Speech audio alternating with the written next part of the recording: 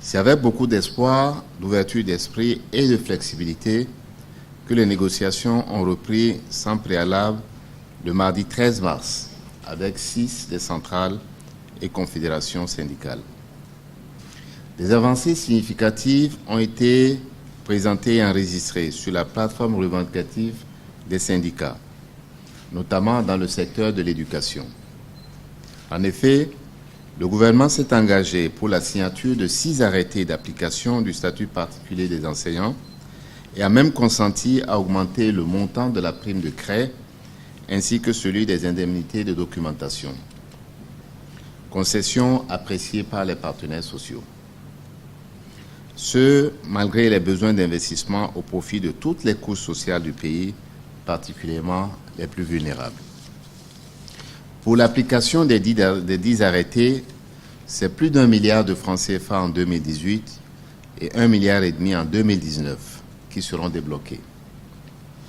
Les salaires du mois de février des agents permanents de l'État, des agents contractuels de l'État et des vacataires sont payés.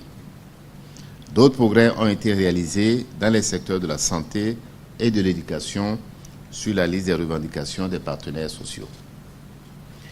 Pour permettre la levée des motions de grève, il nous a paru utile de rédiger un relevé de conclusion de nos discussions.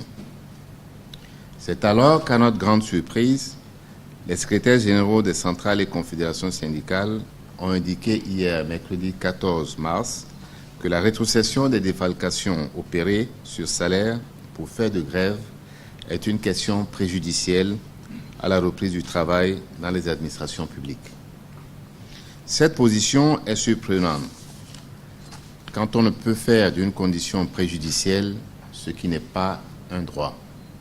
Cependant, la délégation gouvernementale a proposé aux partenaires sociaux qu'elle soumettra au Conseil des ministres cette requête sur les défalcations une fois la reprise du travail constatée.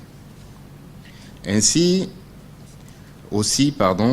espérons-nous que les responsables syndicaux reviendront dans les tout prochains jours à de meilleurs sentiments et que les négociations pourront reprendre.